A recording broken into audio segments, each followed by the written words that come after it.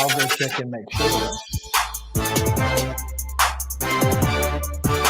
Welcome in Main Street Sports Today, presented by Mid-Tennessee Bone and Joint. Chris Yao and Maurice Patton here with you on this Top 5 Tuesday.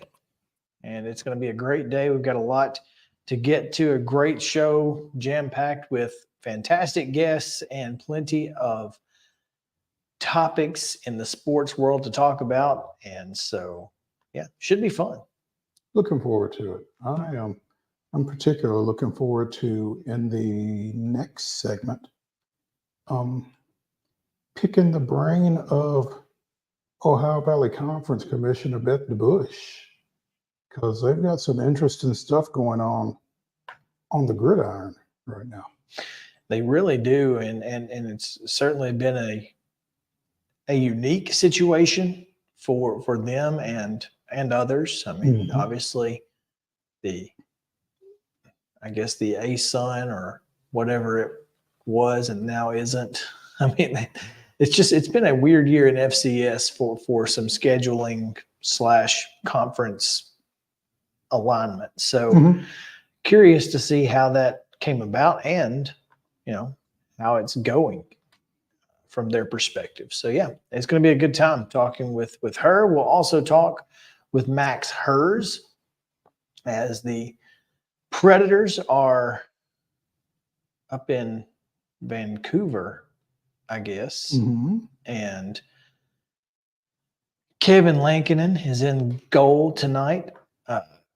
Per Willie Donick's tweet 30 minutes ago, he's in the starter net during the morning skate. So one would assume he's going to be starting tonight. So would seem so. That's I'm just relaying the information and what it appears. I don't know. We report. I'm not. You decide. I am no coach, so I don't know.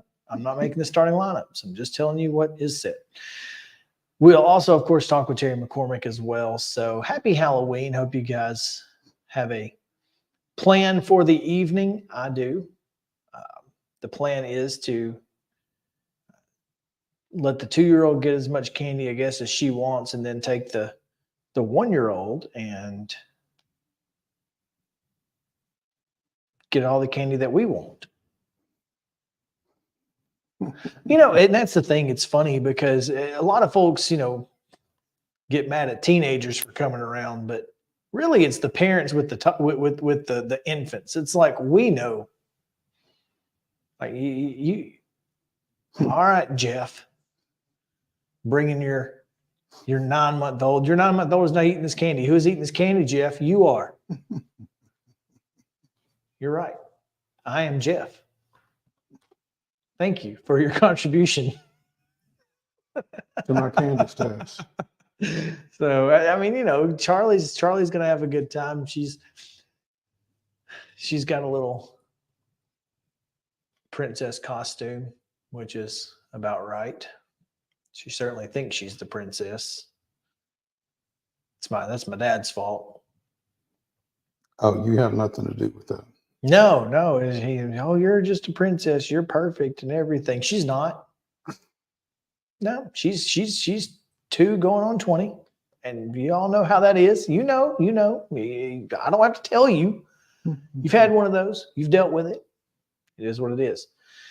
Anyway, it's going to be a good show. We're going to get you yesterday's results and today's schedule, though. We're going to do that on the Rundown.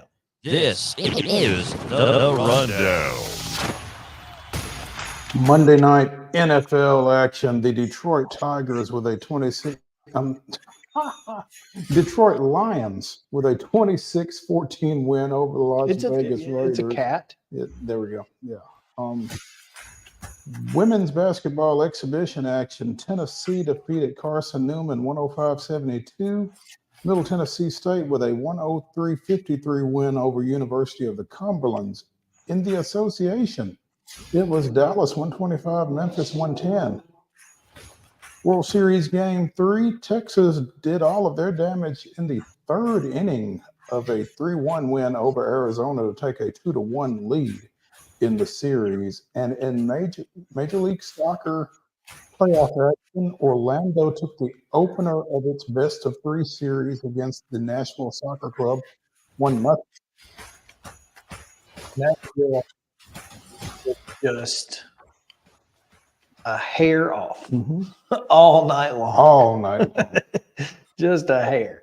Game 4 in the World Series is tonight, 7:03 on Fox. It's still in Arizona. The Rangers at the Diamondbacks. Rangers get home field advantage back. They have stolen the game. I'm not sure if it's home field advantage or not because they are undefeated on the road this postseason. That's true. They have. Maybe it's away field advantage. Well, if that's the case, then we won't get back to Arlington. Globe Life Field will not see another World Series celebration. And I'm sure Rangers fans will be fine with it. I'm sure they will. NBA tonight. That is not tonight. Just kidding. There are no NBA games tonight. There is an NHL game, however, as we just told you. The Predators are at Vancouver. That's at 9 o'clock tonight on Valley Sports South. Men's basketball action. You can catch Lenore Ryan at Tennessee. That's a 5:30 tip on SEC Network. That is an exhibition. In games that are not exhibition, NAIA play has started, and you can catch a doubleheader tonight, men's and women's, starting at 5:30 as Freed Hardeman travels down to Pulaski to take on UT Southern. So 5:30 women's, 7:30 men's, and those games count. So how about that? College football tonight, if you are so inclined to watch a little Maction. It is that time. 6 p.m. on ESPNU. Central Michigan hosting Northern Illinois. With or without Connor Stallions. We don't know. Maybe he will be there. Maybe he will not be there. Apparently, he's a member of their staff. Apparently, he's been there before. He's been there before. That's so. And on ESPN2 at 6:30, it's Buffalo at Toledo. And that is your rundown.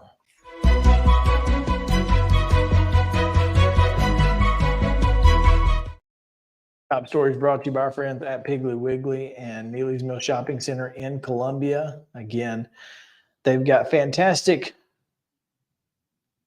deli specials for lunch. They've got great meat, vegetables, cobblers, etc. Make sure to go by and grab something to eat if you are hungry and you're on that way. And of course, they've got fresh hand-cut meats and great produce. It's all cost plus 10 at the registered Piggly Wiggly, Neely's Mill Shopping Center in Columbia. Top story today, Mo. After yet another loss for Clemson, Dabo Swinney, well, he kind of has to do the coach's show no matter what.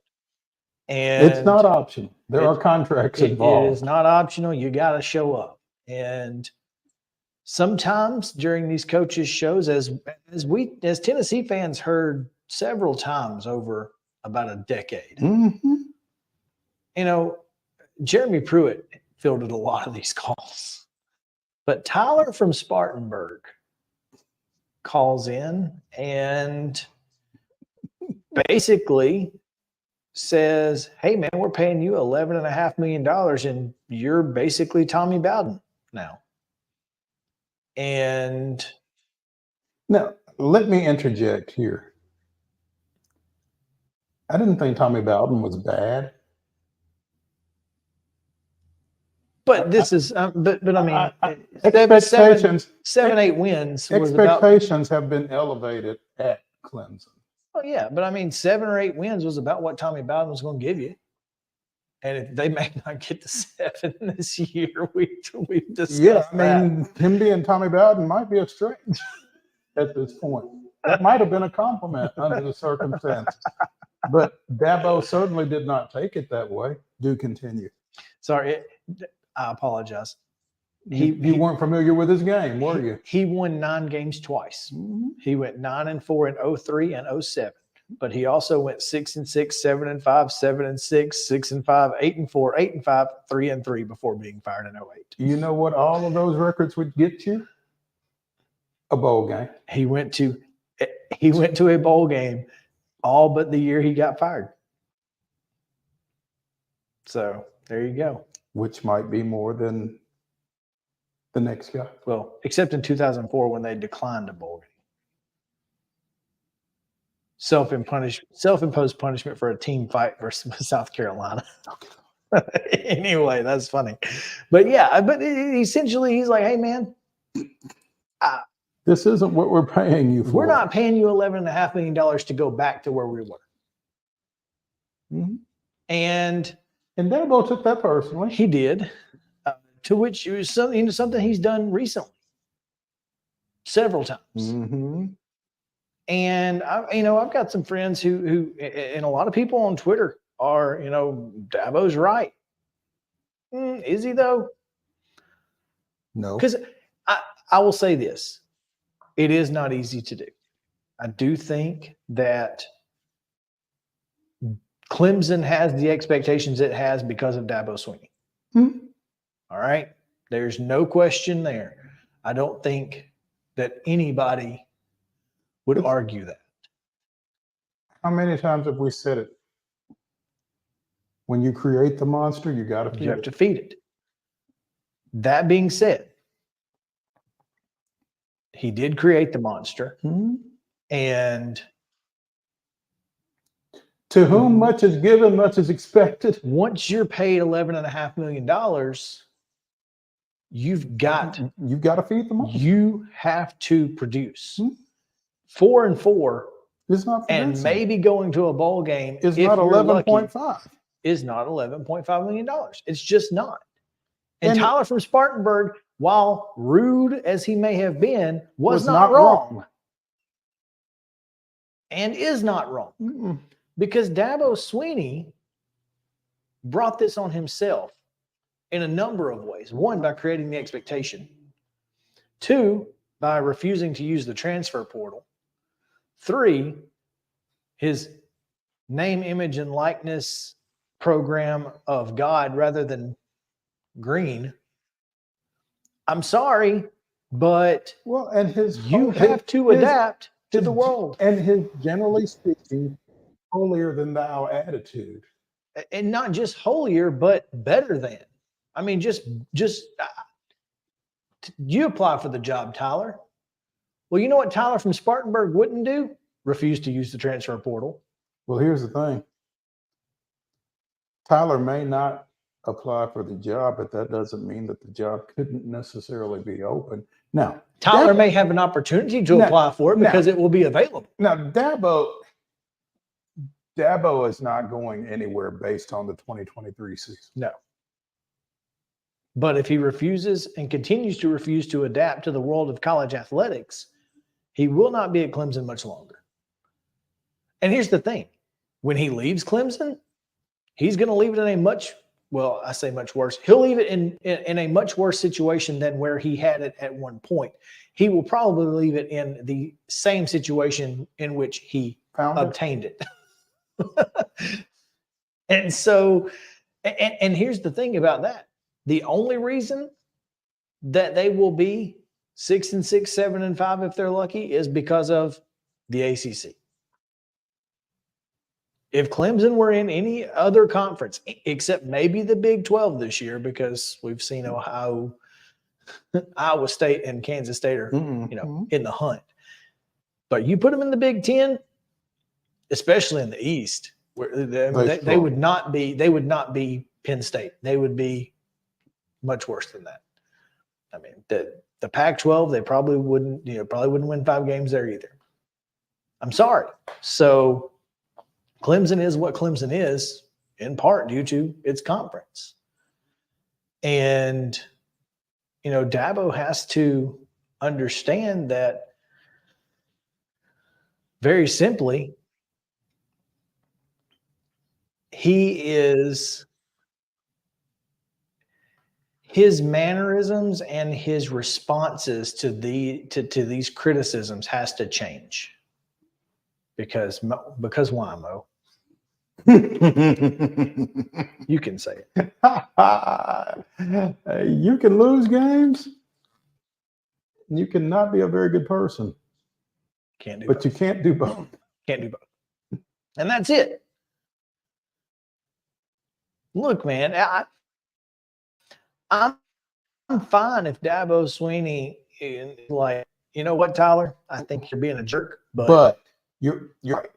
You know, I've got to be better. I'm making $11.5 million a year, and this isn't what I'm getting paid to do. I have to be better. We have to do better. You're absolutely right. Thank you for the call. Thank you for caring about Clemson football. Done.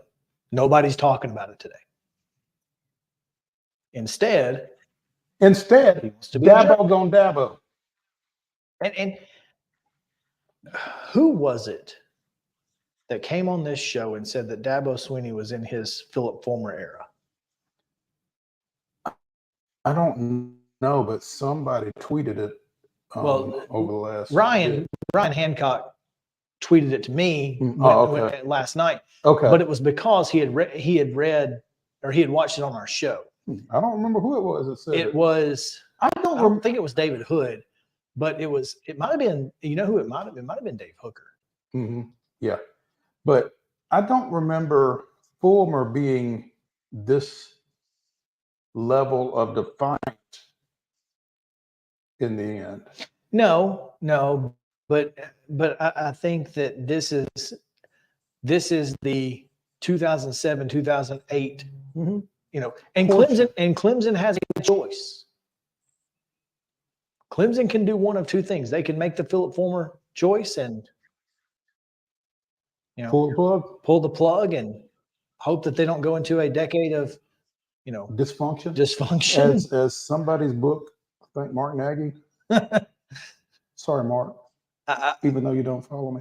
And or they can stick it out with Dabo Swinney and hope that he either adapts. I don't think whether you stick it out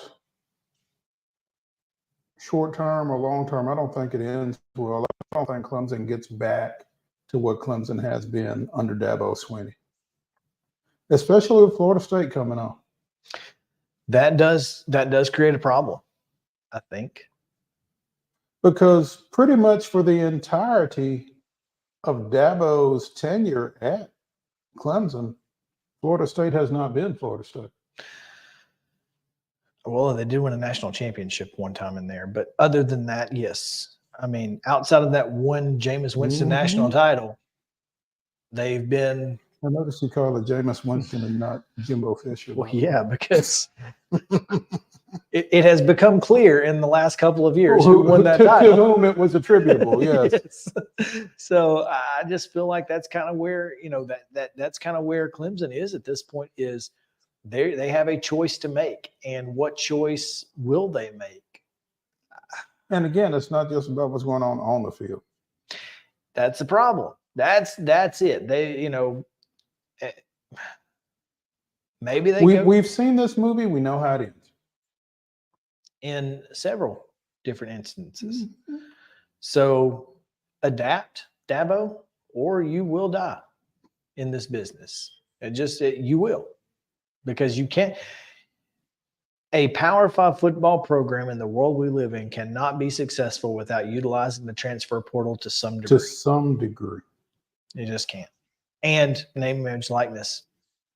It's the way of the world. And here's the thing. And I hate it for you. In Clemson, with that fan base, with IPTE, well, you know, they are probably begging for NIL. They are ready to throw money at that program. It's funny you mentioned Florida State because also during this run, Tennessee's not been good. And Tennessee and Clemson have often fought over the same players. And Tennessee won for a long time. For a long time. I mean, Trevor Lawrence should have been a Vol. Well, I mean, you go back to those Peyton Manning, those mid-90 UT teams, the teams leading up to and probably including that 98 national championship team. They made a living recruiting South Carolina. South Carolina, North Georgia. Mm-hmm. They did. I mean, outside of there were probably more kids from North Georgia and South Carolina on those teams than there were from Tennessee, because Tennessee wasn't putting out the kids to the degree that they are now. Then, That's right. And And so with Tennessee's rise, that's only going to hurt. and Georgia being good. Georgia's at a national championship level. Georgia is a national championship level. Tennessee is New Year's Six level. Clemson ain't the only kid on the block these days, and they were for a long time. So we'll take a quick break. When we come back, we will try to get Beth DeBAUCHE on the line, which should be here in just a few minutes. So stick around.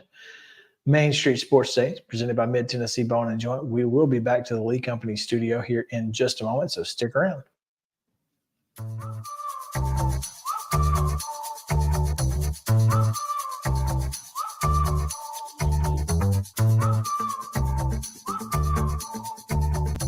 Mid Tennessee Bone and Joint treats your orthopedic injuries and existing conditions. Our trained physicians will get you back in the game faster.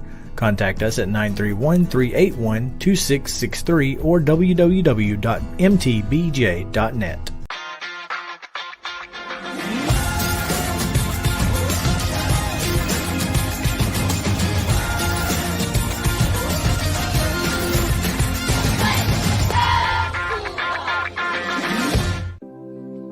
Custom Stone Handler supplies over 600 distributors and suppliers with quality stone products. Along with River Stone, we produce and distribute over 100 building, landscape, and other bulk products. Our goal is to provide quality products, service, and partnerships to ensure our customers' success. We firmly believe that the measure of any person or company is how they treat other people and customers. Give them a call at 931-490-4990 or visit CustomStonehandlers.com. Mockingbird Title and Escrow is an attorney-owned and operated full-service title company in Middle Tennessee. We get your deals closed without worry and fuss. We're a family business that offers the highest level of expertise in our industry when it comes to closing and funding your real estate transactions. And it's a job I really love. I'm passionate about this. I'm enthusiastic about this. I like to think we're pretty well-rounded and can deal with a wide range of needs and a wide range of clients. Call 615-274-8698 today. With Lee Company technology, the best handymen are hands-off. Lee Company techs have been using visual findings and other smart technology tools for years to add transparency and virtually take customers along. You see what we see, whether we're in a crawl space or on a roof. With Lee Company, technology helps us help you, no matter what's happening in the world or at your house. Piggly Wiggly, located in Neely's Mill Shopping Center, is Columbia's locally owned and operated Cost Plus 10 grocery store dedicated to serving the community with low prices and smiling faces. Piggly Wiggly offers fresh, hand-cut meats daily as well as daily hot plate lunches from their deli counter. You're certain to see smiling faces and a helping hand when you're here at Piggly Wiggly. Come by and check out our fresh produce, high-quality meats, and more. Down home, down the street, we'll see you at the Pig. Mid-Tennessee Bone and Joint has been the official sports medicine provider for Murray County Schools for more than 40 years. We specialize in orthopedic service, and our Ortho Quick Walk-In Clinic lets you bypass the ER. Visit us online at www.mtbj.net.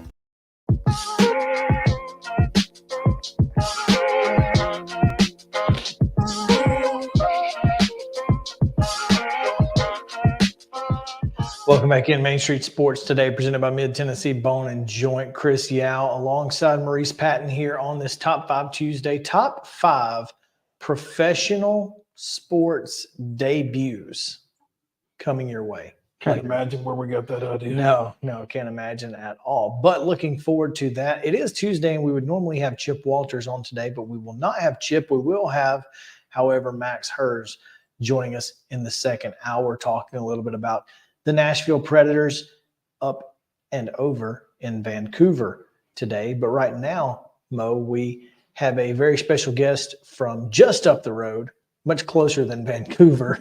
Considerably closer. In the same time zone even. Yeah. It is Ohio Valley Conference Commissioner Beth DeBAUCHE joining us now. Thanks so much, Beth, for joining us.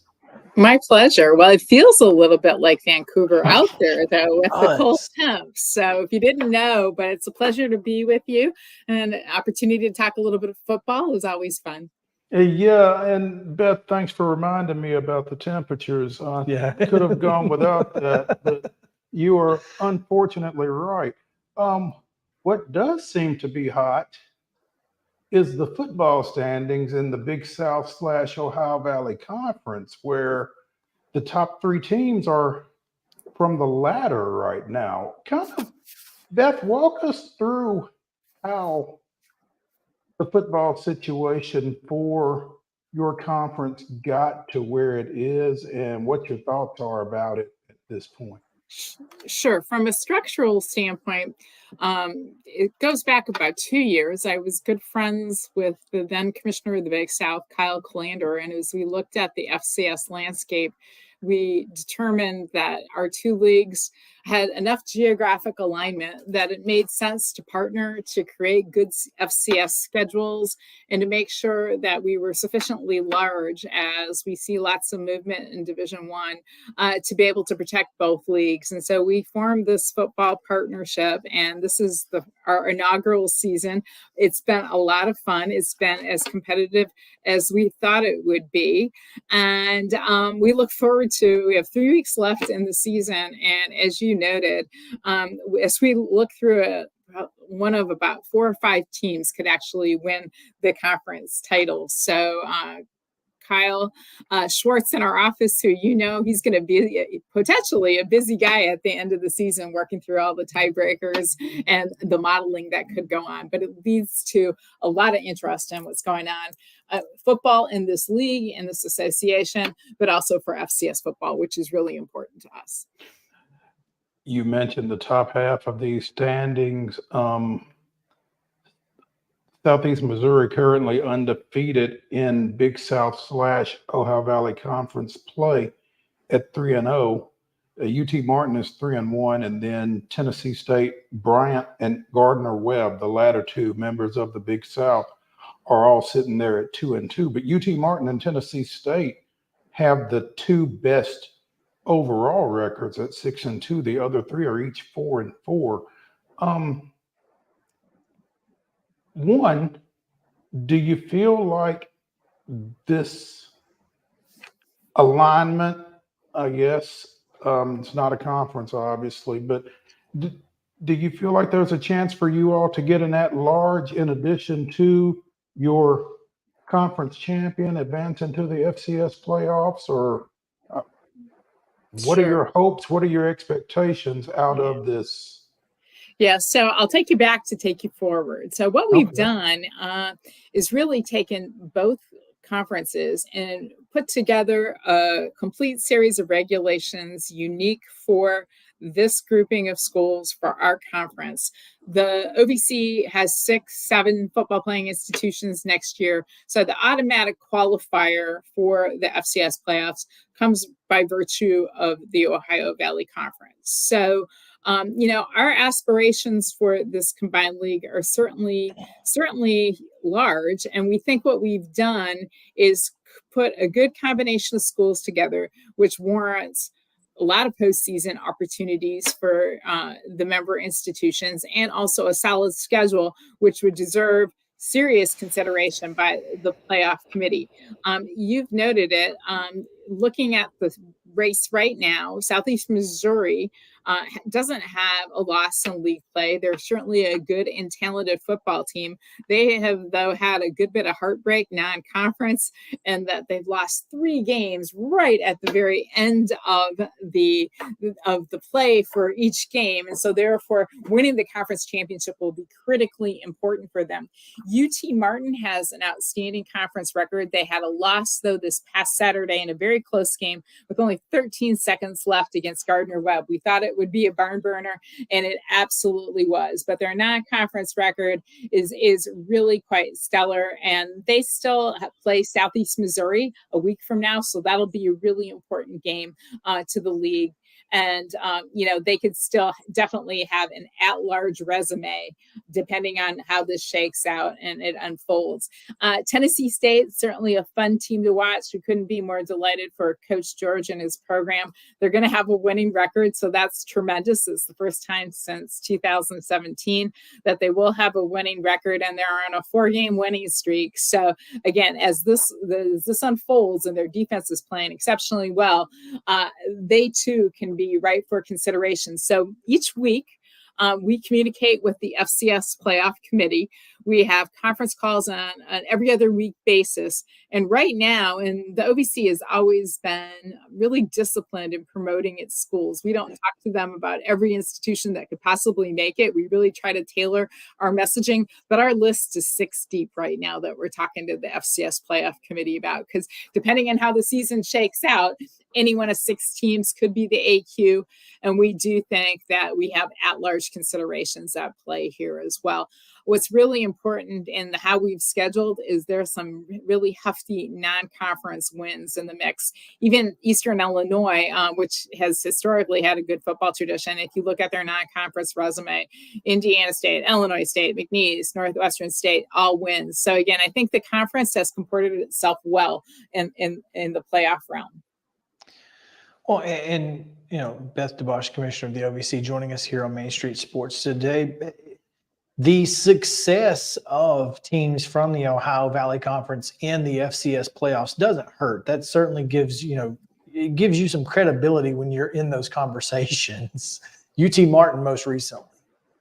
Yeah, absolutely. UT Martin's, had a nice run, represented us well over the years. Our conference champ last year, Southeast Missouri. Again, we've seen teams that have it isn't a flash in the pan or one hit wonder, whether it's Coach Matukowicz at Southeast Missouri or Coach Simpson at UT Martin. They've been with their programs for a long period of time, and they've really been able to build these programs into traditional names now that you hear on the FCS landscape that have a level of success.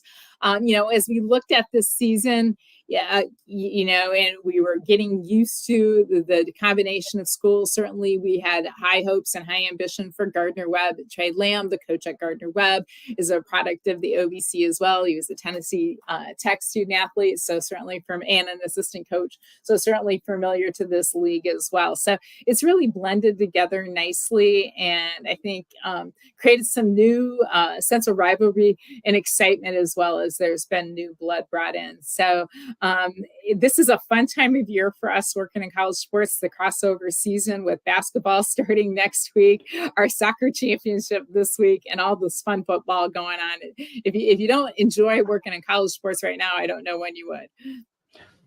Fun. Yeah. She says. It sounds fun. Okay. Yeah. Somebody's having fun. I don't know who it is. I know who's probably not.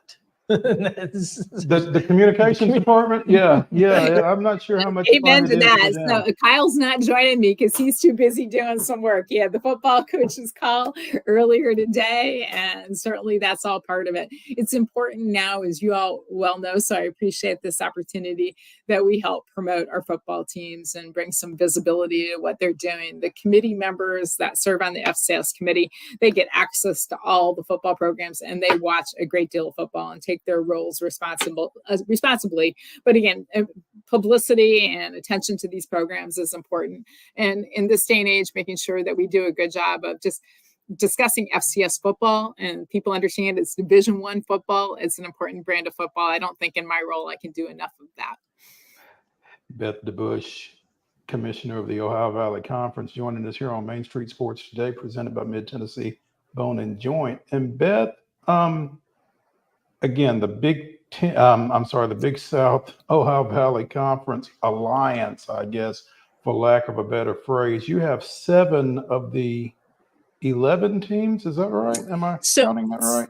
So going into next year, the OVC added Western Illinois for this year. Western Illinois stayed back one more year to play football in the Missouri Valley Football Conference. They'll join us next year. So the combination of schools will be the 7 OVC schools and the 3 Big South schools to make up that combination of 10 football playing programs together. So the Big South schools joining the OVC schools are Gardner Webb, Charleston Southern, and Robert Morris University. Okay, so And Bryant is leaving after this year then?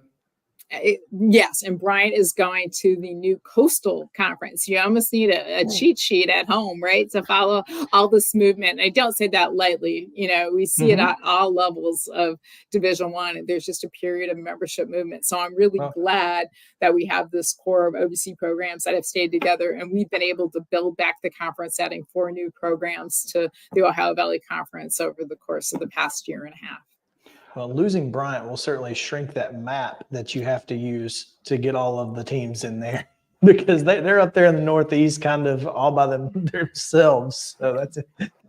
It's certainly a large footprint as it currently stands between the Big South and the Ohio Valley. That includes Bryant. Yeah, it is, but it isn't, candidly. When you look at the configuration of schools that make up the core of the Ohio Valley, and add, if you look at Pittsburgh and then Gardner-Webb being in North Carolina, it's not quite as far as you think. The Bryant trip is a charter, and that is something different. You follow the Ohio Valley Conference, and you know for years and years we've been a bus-focused league, and that's still the core of who we as a multi-sport conference want to be, need to be.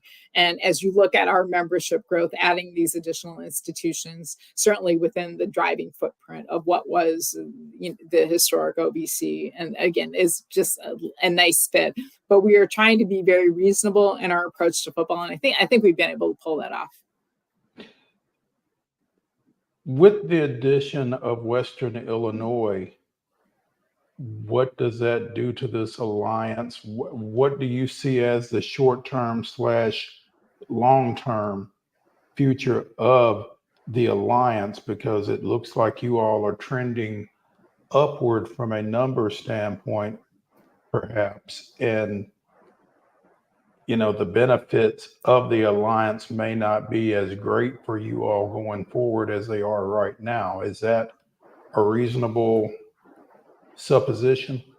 You know, I think we really, the parties all benefit from this arrangement. So I hope my answer to your question is responsive in the following ways. I think you're going to see a lot more movement in Division I, and FCS will be impacted. I think the support of the programs, like programs that are committed to football in similar ways, absolutely does help us. Under this association, which is for a 4-year period, but can be extended at any point in time if it's beneficial to the parties, either conference can add to its multi-sport conference membership. So the OVC could add additional members, the Big South could add additional members.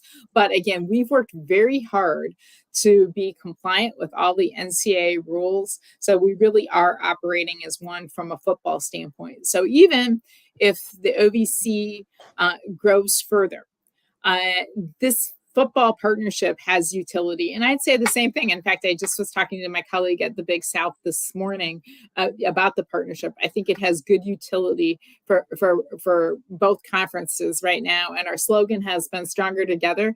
I think truly we are.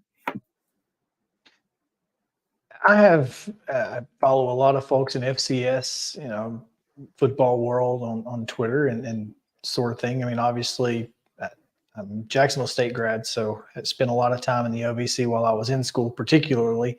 But, you know, with the recent announcement of the NCAA making the exit fee $5 million, do you feel like that's going to finally maybe slow down or solidify some of these conferences and the movement that we're seeing right now with teams, you know, not being able to kind of go up anymore?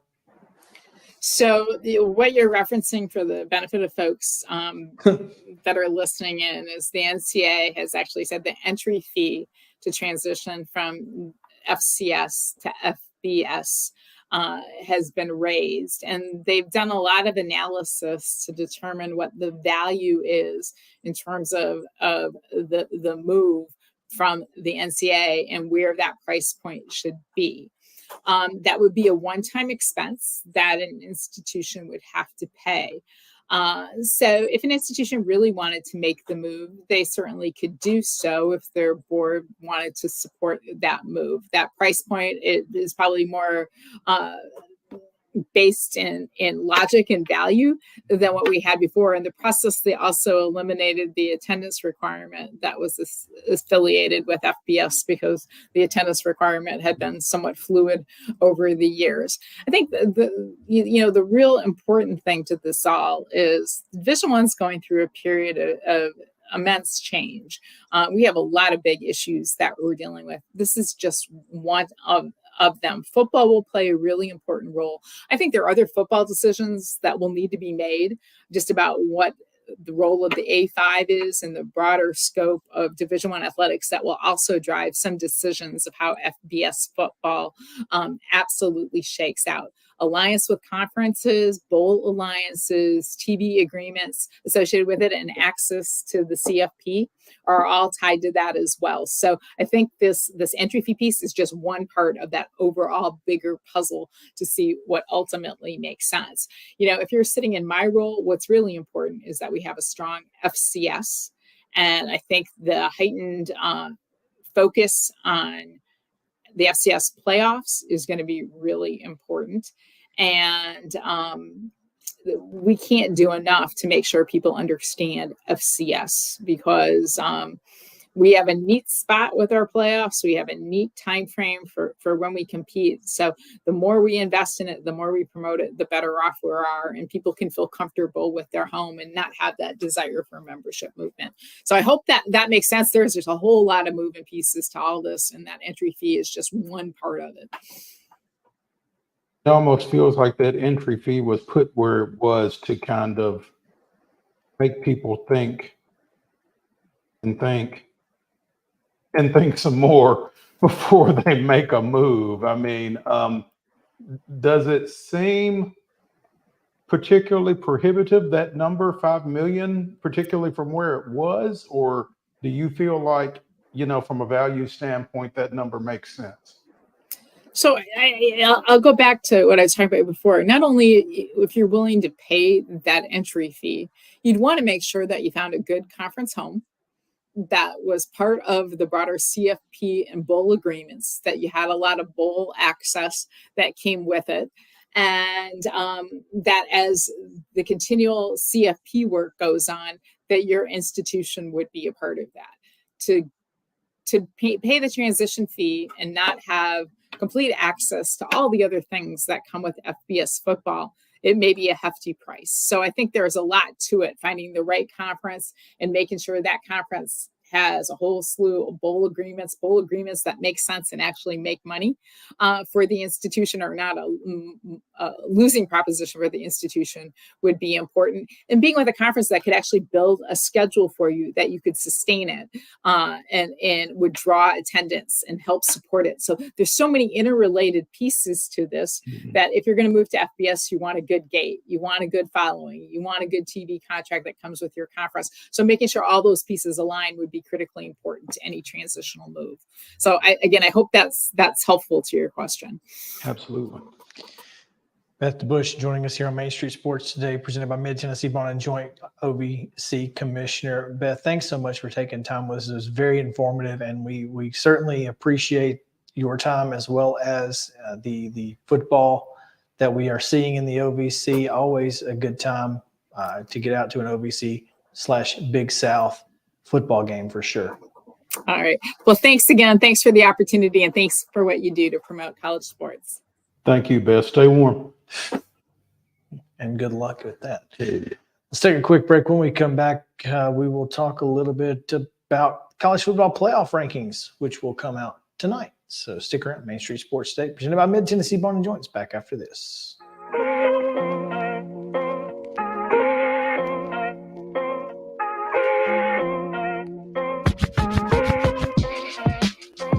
Mid-Tennessee Bone and Joint treats your orthopedic injuries and existing conditions. Our trained physicians will get you back in the game faster.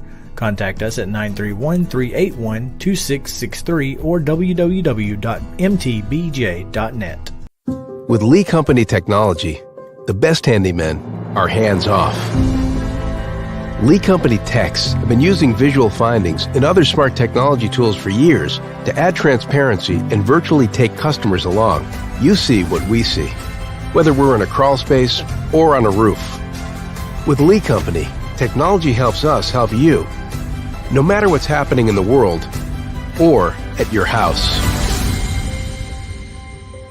Jones & Lang Sporting Goods here in Columbia has been outfitting teams, officials, and anybody else from T-ball to college for 50 plus years. Be sure and check them out at 931-388-8060 or online at jonesandlang.com. Jones & Lang Sporting Goods, the look of a winner. Zion Christian Academy, zioneagles.org or 931-388-5731. You can schedule your appointment. Go tour their campus. It is beautiful over there, and you're definitely going to want to see it. Again, it's zioneagles.org. Give them a call, 931-388-5731, and schedule your tour today. Mockingbird Title and Escrow is an attorney-owned and operated full-service title company in Middle Tennessee. We get your deals closed without worry and fuss. We're a family business that offers the highest level of expertise in our industry when it comes to closing and funding your real estate transactions. And it's a job I really love. I'm passionate about this. I'm enthusiastic about this. I like to think we're pretty well rounded and can deal with a wide range of needs and a wide range of clients. Call 615-274-8698 today. Mid-Tennessee Bone and Joint has been the official sports medicine provider for Murray County Schools for more than 40 years. We specialize in orthopedic service, and our Ortho Quick Walk-In Clinic lets you bypass the ER.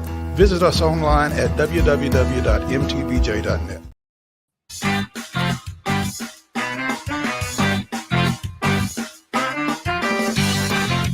Welcome back in. Main Street Sports Day presented by Mid-Tennessee Bone and Joint. Chris Yow, Mo Patton, and it is college football playoff night. First rankings of the year set to come out tonight. And Mo, I am expecting some fireworks. Yeah, because I think there's about 6 teams for 4 spots. Well, really, it's, I guess, 5, right? Who is your 6th team? Texas. Okay, that's understandable. It's interesting. That was part of that was one of the questions that I obviously wanted to ask is who was the highest ranked 1-loss team? You think it's going to be Texas and not Oregon? Yeah, I think so. Because I don't think you're going to get 2 Pac-12 teams in the first week. In the top 6? Mm-hmm. It's interesting. Why not? I mean, we've been talking about the Pac-12 as the best conference all year. I'm not we've been talking about the fact that the Pac-12 conference is the best conference all year. I'm not sure that the committee feels that way. Okay. It's a fair argument. My concern is that the Big 12 is clearly not. And that's why you only get Texas in the top 6. And you don't know that Texas should be in the top 6? You don't think the Big 12 should have anybody in the top 6? So obviously the win in Alabama is huge. Mm-hmm. But the neutral field loss to Oklahoma now hurts quite a bit. With Oklahoma losing in. Not only did Oklahoma lose at Kansas, but they struggled against UCF at home and they struggled against Cincinnati. But Alabama is playing better. Alabama is playing much better now. If you're the committee, do you say, well, that's not the Alabama team that they beat?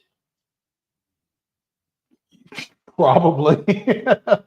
I mean, you kind of have to make that distinction with a lot of 1-loss teams. And you almost have to make that distinction with Alabama to explain why you don't have them further up. I mean, this is how many times have we said that head-to-head doesn't matter? And right now, in that specific game, you don't know that it does, is what you're saying. What I'm saying is that this committee has certainly not been afraid to say that head-to-head doesn't matter. To jump somebody, just, look, I know Texas beat them on the road, but that's not the same. That's not the team we're looking at right now. This Alabama team is much different and much better than the team that Texas played in week 2. And even going back to last year, I mean, obviously, we'll find out a little bit more about Alabama this week.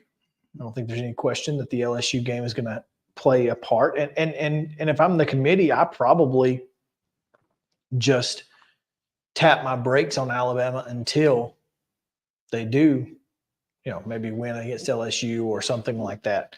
Because if you put them up too high and then they lose to LSU, you're like, well, people say, well, they lost to Texas. Why did you have them that high anyway? Mhm. So I mean, there's a lot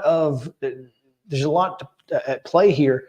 My biggest question is, how many Big Ten teams are in? Do you think Michigan gets in the top 4? Mhm. You don't think that this sign stealing thing is going to come up? I think it comes up, and I think they have a decision to make as to how big a deal to make of it. But Because what I'm going to say sounds odd. I think based on what Michigan has done on the field, they're going to be up there. Now, how much does this deal have to do with what they've done on the field? Here's the problem with that.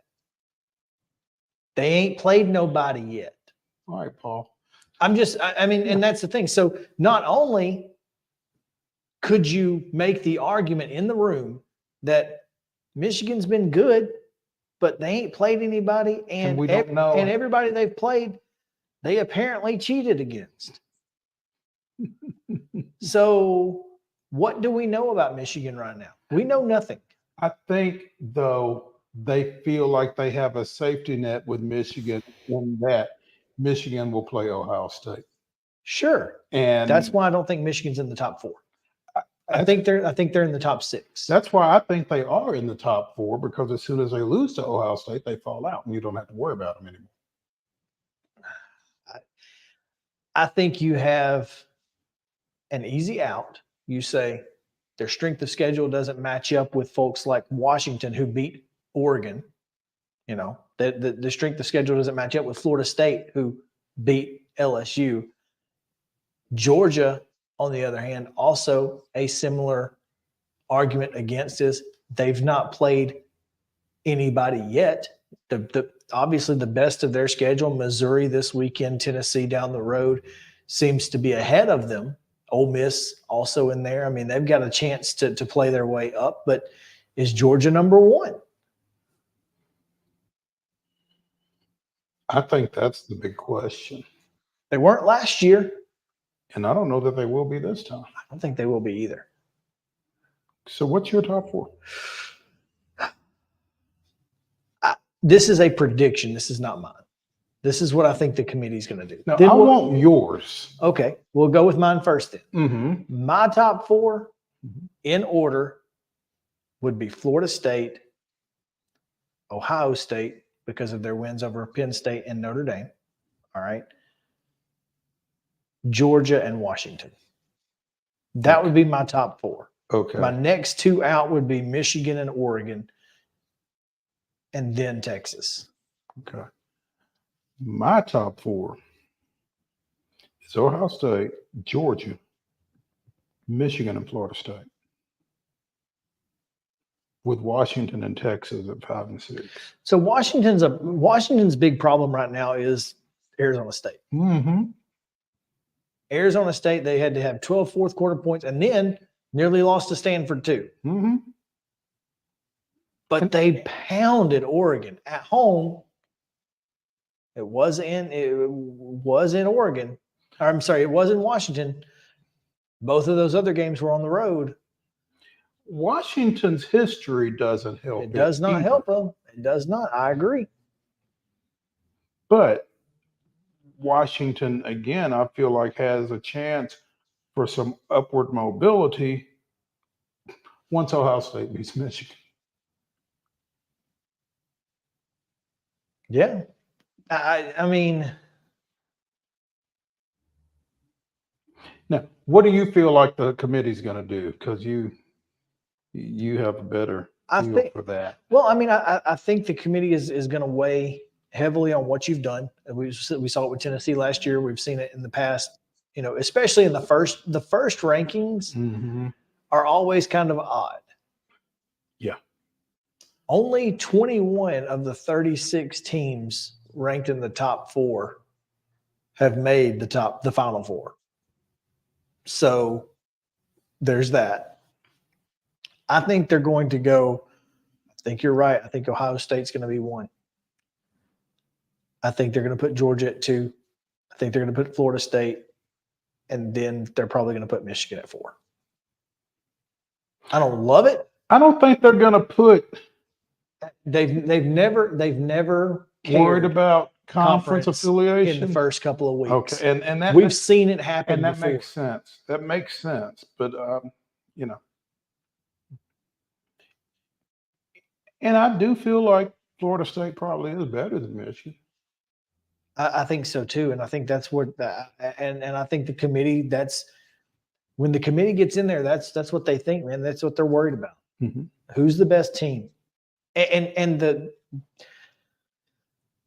the weird part is they rarely even look at the schedules. They just say, who looks the best?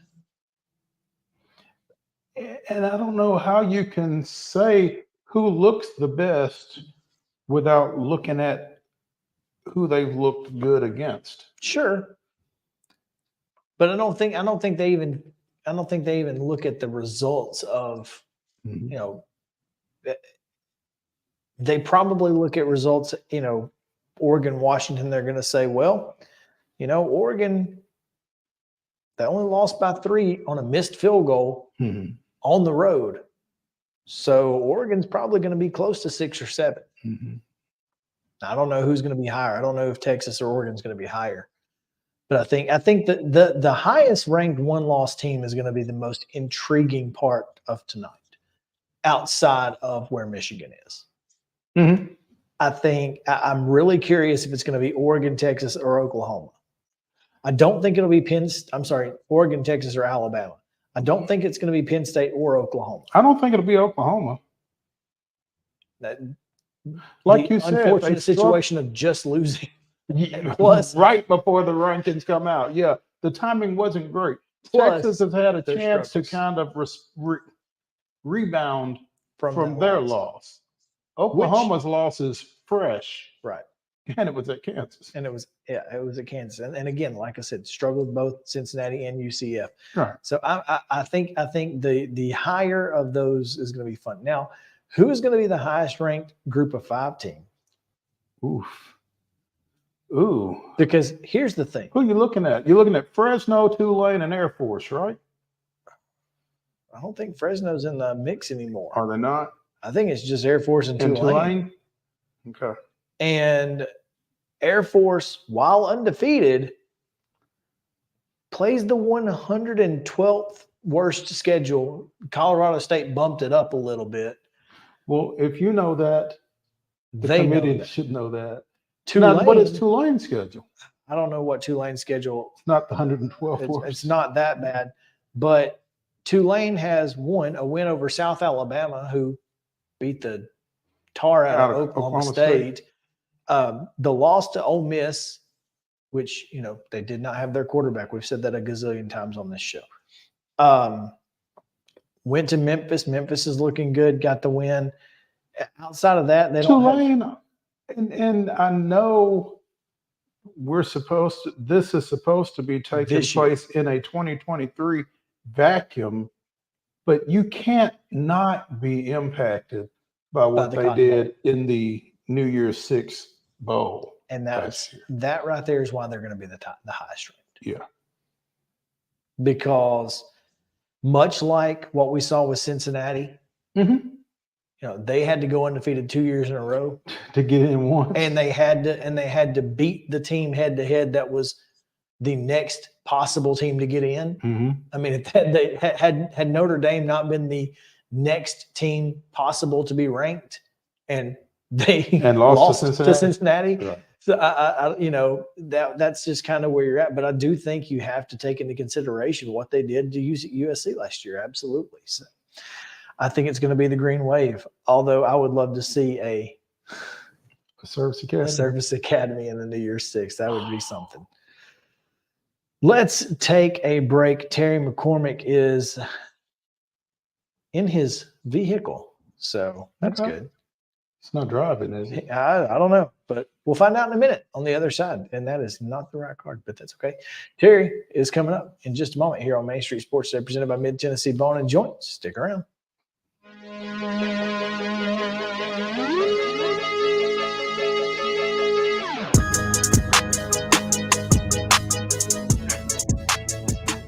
He shoots and he scores!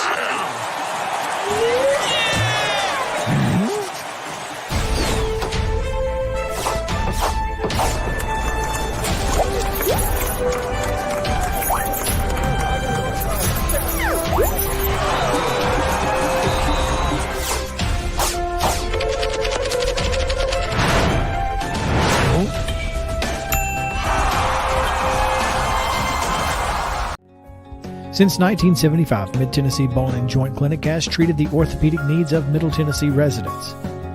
The trained physicians provide surgical options and minimally invasive options to treat all orthopedic needs. The walk-in clinic, OrthoQuick, helps you bypass the ER while treating sports injuries and acute needs Monday through Saturday. Visit MTBJ online at mtbj.net or on social media at Mid-Tennessee Bone Joint Clinic.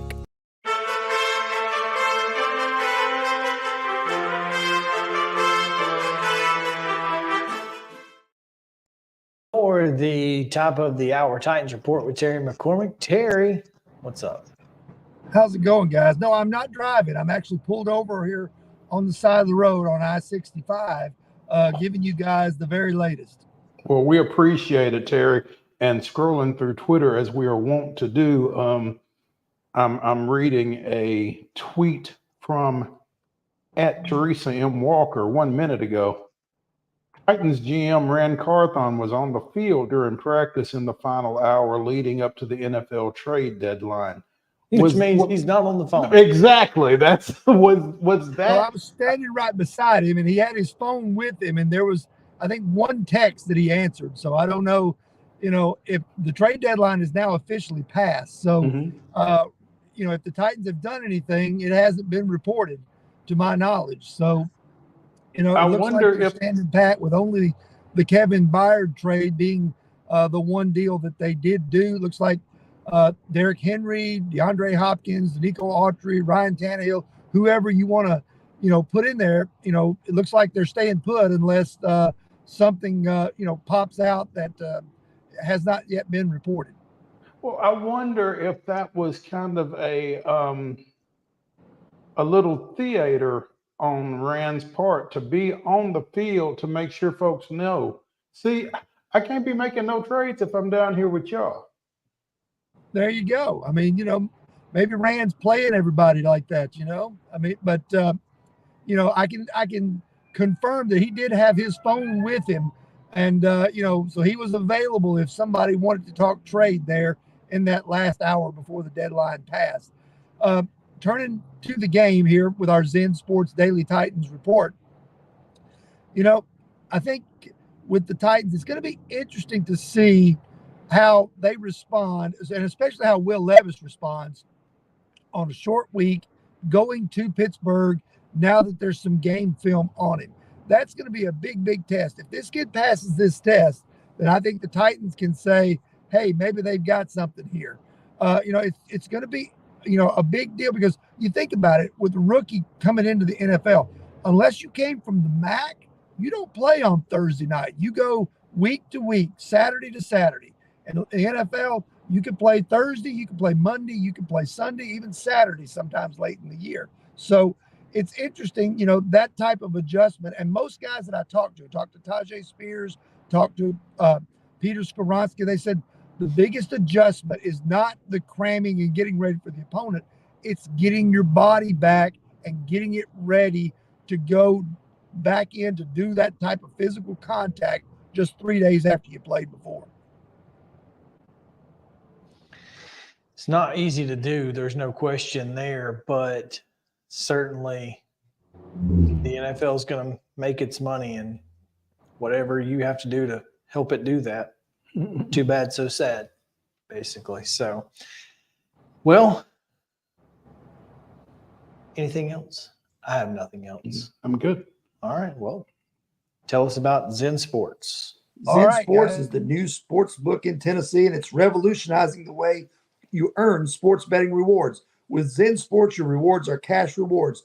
You bet with real money, and now you're rewarded with it too. Earn a whopping 5% cash back welcome bonus for your first 15 days when you sign up with the code Main Street, MAINST. Keep betting and keep earning every month after that with up to 3% cash back rewards on your betting volume. Best of all, earn cash commission on your referral bets with the Zen Sports Referral Rewards Program. Zen Sports, betting just got better. Gambling problem? Call 1-800-889-9789. Terms and conditions apply. Must be 21 and older and in Tennessee to bet.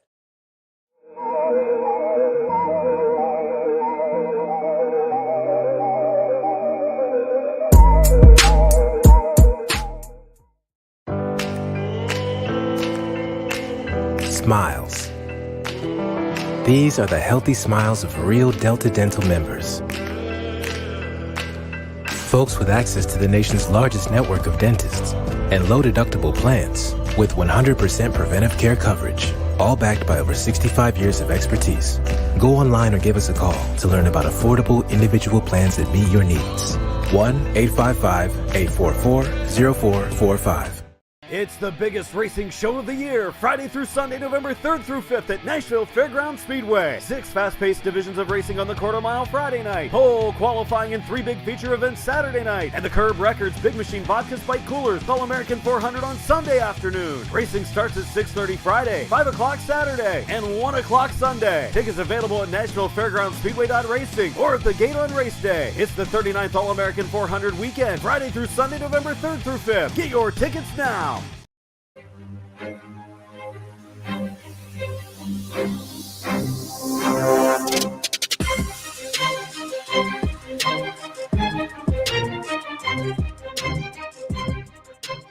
Welcome back in Main Street Sports Today, presented by Mid-Tennessee Bone and Joint. As we were talking about the trade deadline, some trade deadline moves that did occur today. One in particular. Number one particularly, we said it yesterday. You said they should kick the tires. And tires have been kicked. Apparently they were aired properly. And so the Minnesota Vikings receive Joshua Dobbs and a 2024 7th-round pick in return for a 6th-round pick in next year's draft to the Arizona Cardinals. So the Vikings will likely be playing Josh Dobbs until they don't. So yeah, I mean, Cousins isn't coming back this year from that Achilles, so I would dare say Dobbs is QB1 for as long as the Vikings are playing, and which is interesting because he was allegedly benched yesterday in favor of the rookie quarterback, but I'm pretty sure that was just to give cover to why the rookie was taking first team snaps in practice. This week. Yeah. Ahead of the trade deadline. Because Kyler Murray was back, is he not? Kyler Murray is they are still iffy on Kyler. Okay. But if he's not back this week, he will be next week. Okay. Most likely. So yeah, they were trying to get rid of Josh Dobbs. Mm-hmm. Well, they weren't necessarily trying to get rid of Josh Dobbs. Trying to they trade were him trying and to get make this something, trade. Yeah, but it feels like the trade deadline came at a bad time for some folks because, again, I think the Titans, well, I don't want to say I think. I wonder if the Titans wouldn't have wanted another week for maybe Ryan Tannehill to get healthy, to show that he's healthy. And then maybe he's in Minnesota, as you and or Atlanta, Justin were talking about, or Atlanta. Yeah. Because, I mean, and again, I was not a Will Levis fan. I don't know that I am a Will Levis fan, but I think he certainly showed enough Sunday for a team that may or may not be playing for anything in 2023, right, to certainly roll with him the rest of the way. Absolutely. Ezra Cleveland, offensive lineman from Minnesota is headed to the Jaguars. Okay. And a 6th round pick is the return there. Donovan Peoples-Jones headed from Cleveland to Detroit to shore up a very heavy wide receiver room that includes Amon-Ra St. Brown, Jameson Williams, and Josh Reynolds, and Khalif Raymond. Josh Reynolds, who had one catch for like a yard and a fumble last night. So there's that. Didn't have any impact on my fantasy game at all.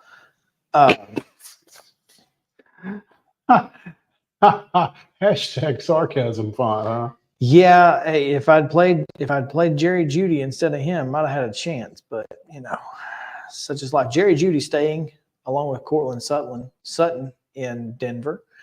But the big news of the day is very simply former number 2 overall pick, Washington Commanders defensive end Chase Young is being traded to the San Francisco 49ers, likely a mid-round pick. I don't know. Do you have exactly what it is? I think it was the 85th overall pick going from San Francisco to Washington after Chicago got the 35th pick for Montez Sweat.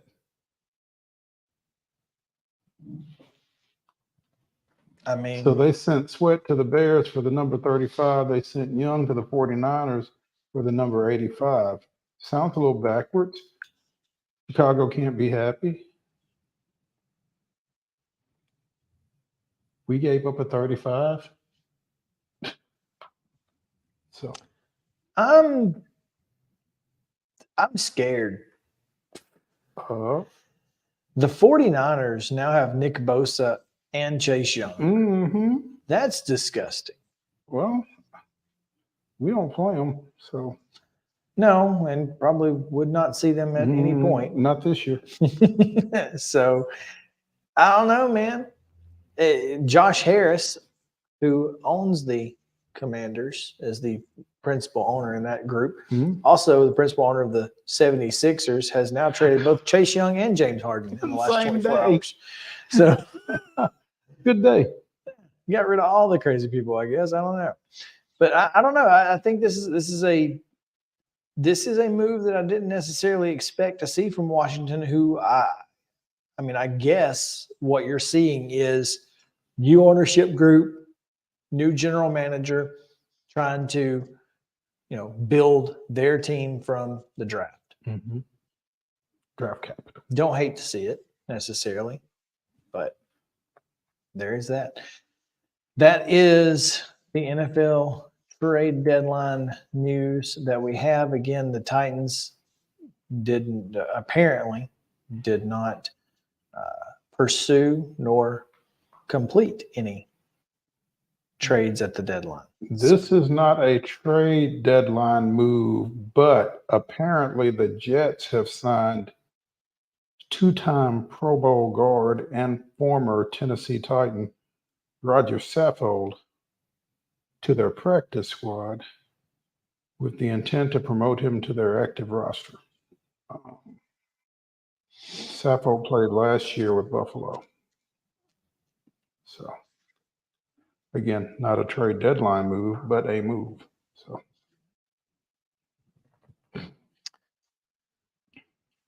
in other things to talk about, yesterday, Pat Narduzzi made some comments. And I don't think he was wrong in his comments. Pat Narduzzi, whose Pitt Panthers just lost 58 to 0. What they lose? It was bad. But that being said,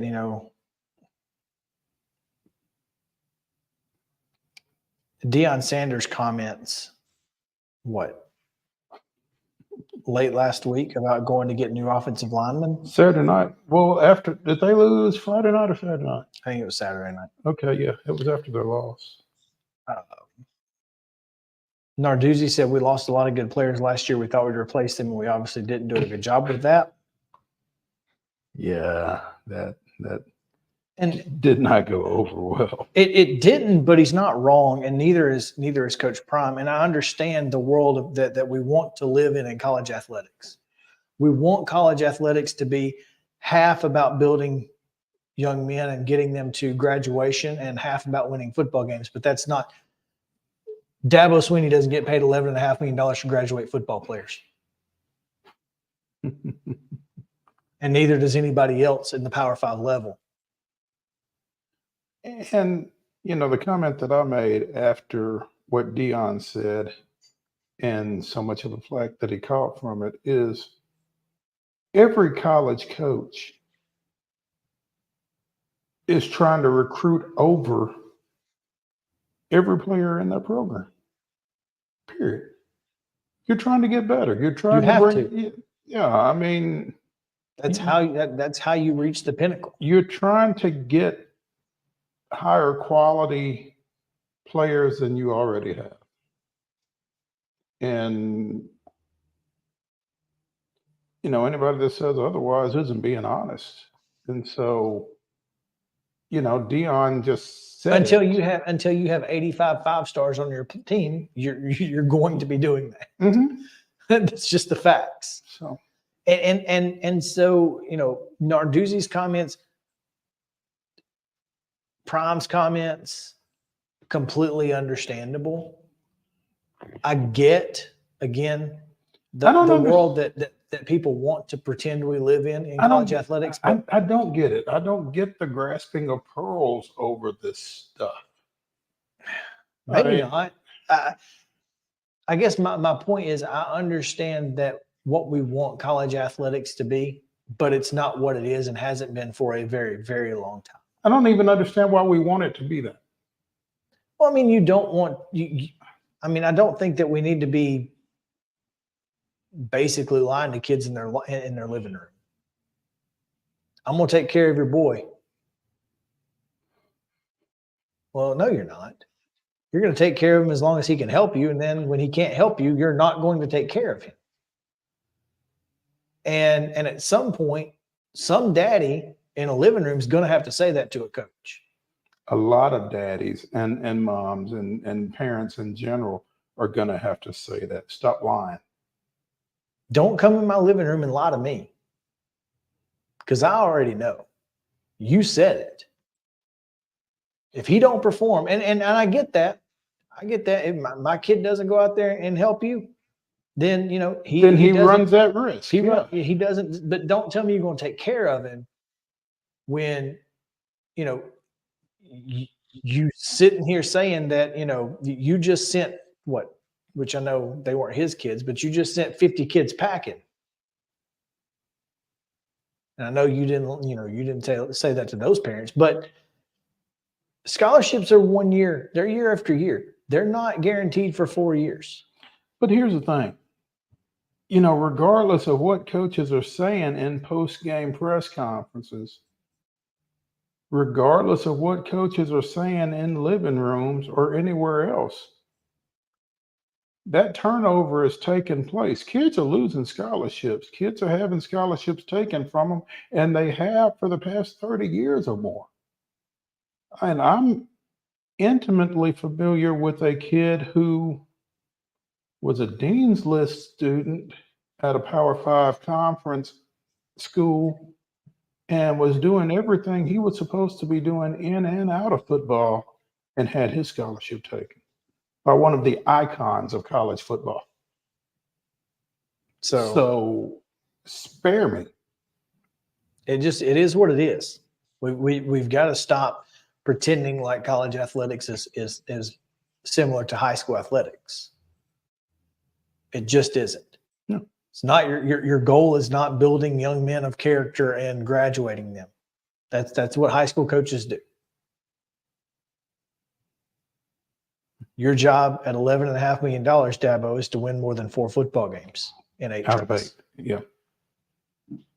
So let's take a break. Max HERZ is on the line. We'll talk Predators in just a moment. So stick around to Main Street Sports Today, presented by Mid-Tennessee Bone and Joint. We'll be back after this.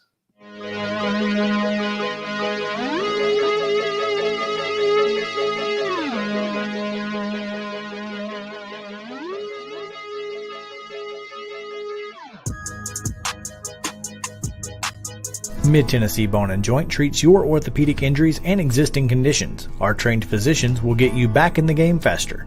Contact us at 931-381-2663 or www.mtbj.net.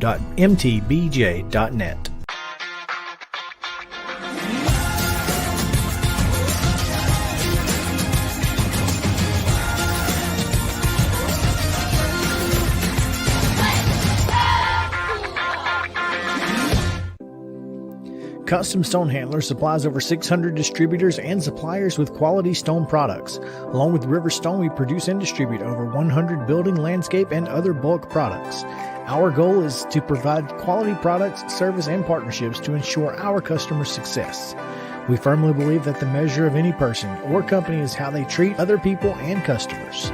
Give them a call at 931-490-4990 or visit CustomStonehandlers.com. Mockingbird Title and Escrow is an attorney-owned and operated full-service title company in Middle Tennessee. We get your deals closed without worry and fuss. We're a family business that offers the highest level of expertise in our industry when it comes to closing and funding your real estate transactions. And it's a job I really love. I'm passionate about this. I'm enthusiastic about this. I like to think we're pretty well-rounded and can deal with a wide range of needs and a wide range of clients. Call 615-274-8698 today. With Lee Company technology, the best handymen are hands-off. Lee Company techs have been using visual findings and other smart technology tools for years to add transparency and virtually take customers along. You see what we see, whether we're in a crawl space or on a roof. With Lee Company, technology helps us help you, no matter what's happening in the world or at your house. Piggly Wiggly, located in Neely's Mill Shopping Center, is Columbia's locally owned and operated Cost Plus 10 grocery store dedicated to serving the community with low prices and smiling faces. Piggly Wiggly offers fresh, hand-cut meats daily, as well as daily hot plate lunches from their deli counter. You're certain to see smiling faces and a helping hand when you're here at Piggly Wiggly. Come by and check out our fresh produce, high-quality meats, and more. Down home, down the street, we'll see you at the Pig. Mid-Tennessee Bone and Joint has been the official sports medicine provider for Maury County Schools for more than 40 years. We specialize in orthopedic service, and our Ortho Quick Walk-In Clinic lets you bypass the ER. Visit us online at www.mtbj.net.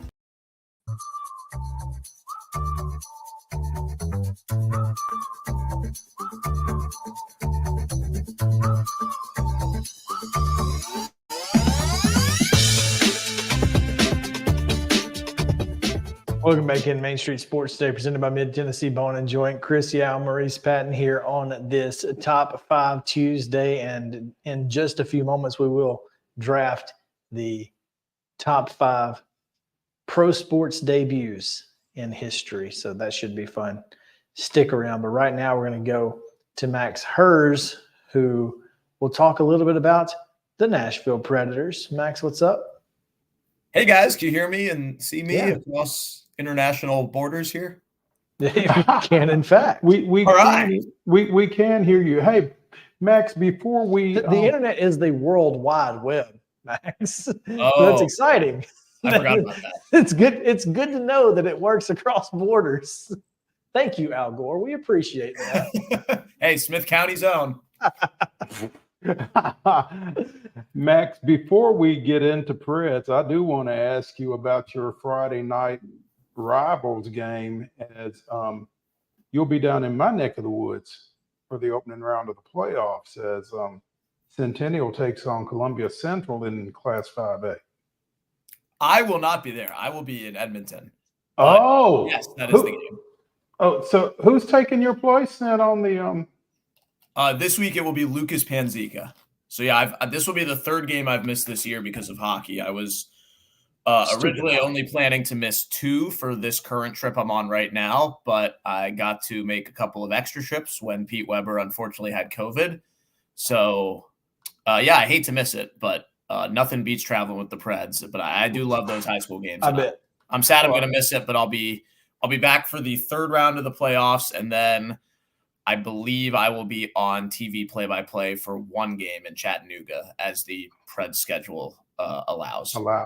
Okay. Well, yeah, traveling with a professional team probably does put you ahead of the high school football game. So, okay. Yeah, as I'm here in arguably the greatest city in North America, Vancouver. Awesome. Tell us more. I don't know if that was it sarcasm or are you? No. It's serious. Legit. It's serious. It's definitely serious. This is a great place, a beautiful place. It has all the perks of the Pacific Northwest with a coastal element. And I mean, the sun shines here. It's sunny and high 40s, low 50s today. So no, awesome city. Many members of the Preds traveling party are from here or nearby to here. So it's a great place to be. So Vancouver is a better city than Montreal? I don't know about that. It's between those two, but I was with the team in Montreal last year, and unfortunately we had a game the night before, so it was a very short visit, and we left right after. So it was my first time there, and I got to walk around a little bit, but we didn't get I didn't get it for my first time there, the full experience, but I would love to. I don't speak a lick of French, but I do have a lot of personal family history in Montreal, so I will get a longer visit at some point, hopefully. But those are probably the 2 best spots on the schedule. Cool. So the Preds taking on the Canucks, 9:00 puck drop here in Nashville, can be seen on Bally Sports South. Coming off an overtime win against Toronto over the weekend. Tell us about the Preds right now, Max. 4-4 so far to start the season. And certainly some signs of promise and some moments where new coach Andrew Burnett's system have delivered everything they're supposed to deliver, and times when his power play has delivered that too. So when those things have happened, they've been very strong, and they've beaten some teams that were in the playoffs last year. When that hasn't happened, they have had some bad periods, but even in a game like Saturday, they had a bad first period against the Maple Leafs, who are a great team. Fortunate to come out of that period tied 1-1 and found a way to win the game in overtime 3-2 on a beautiful goal by Roman Josi. 4-4 seems to be a positive for this team, obviously coming off of last year and new GM, new head coach, got a lot of new faces. I mean, is this organization, I guess, satisfied, or at least somewhat satisfied with 4-4 at this point? I would say they're not satisfied with it by any means, but externally, I think it's an okay spot to be in right now. The start of the season schedule is really, really, really tough, and they've beaten some teams that were in the second round last year. They beat the Kraken, they beat the Maple Leafs, both of whom won a playoff series last year, and both of whom had high expectations this season as well. So the only team on their schedule that has not been a good team is the Sharks, who might be the worst team in the NHL. But other than that, they have only played good teams. They beat the Rangers on the road, which is their only road win so far. They played the Bruins really tight. They played the Lightning really close. So, yeah, I think for the schedule, 4-4 is certainly, again, from speaking as a non-member of the team, it's acceptable for where they're at. But the other interesting thing about it, too, is, guys, they haven't played a team in their division yet. Tonight is game number 9. They won't play a division game until game number 13 when we're in Winnipeg on the last game of this trip. So no division games yet, which the way the playoff system still is and has been for 10 years now, that's how the playoffs line up. So it's just interesting that they haven't had a division game yet. Colton Sissons, a North Vancouver native, has been on a bit of a tear of late. Heck of a start to the season for him.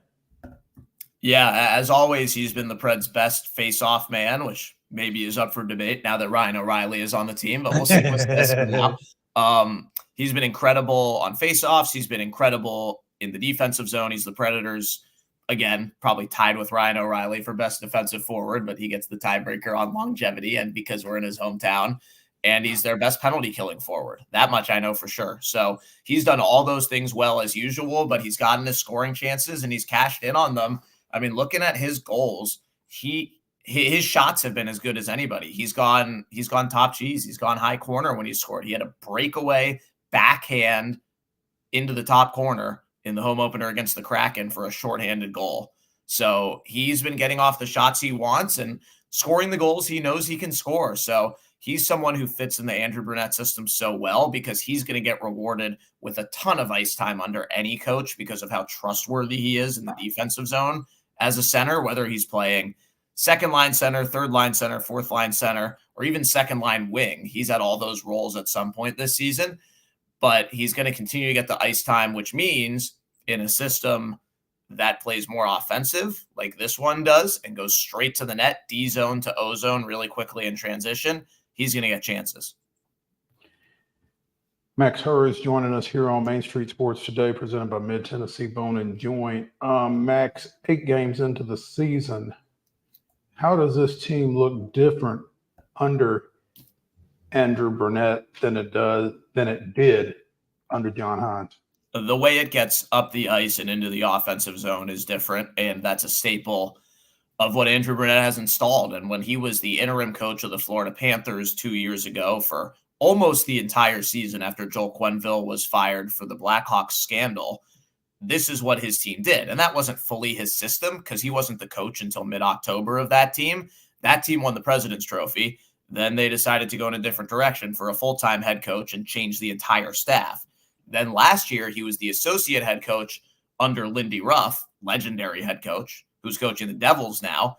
And the Devils did the same thing. They had the best offensive season in franchise history and looked the opposite of what the great Devils used to look like. They used to be defense first. They became offense first. And now the Predators are slowly trying to get to that point. And it's going to take a little while. And Brunette was consistent about that the entire season. But the things that they practice when they click in the game, the stretch passes by defensemen, getting through the neutral zone with clean possession from the defensive zone to the offensive zone with one pass and in, when those things have worked, it's night and day from the previous system. How do you make that transition with the same folks? Yeah, that's a good question. And I think we've seen a lot of the players who are not new to the team thrive in the system at times. Tommy Novak is a guy who's great in that system. Some of the defensemen have fit in it really well. Dante Fabro is so great at making that first pass out. And I think at times in the previous system, he was hesitant to make the aggressive play because that's not what they were designing.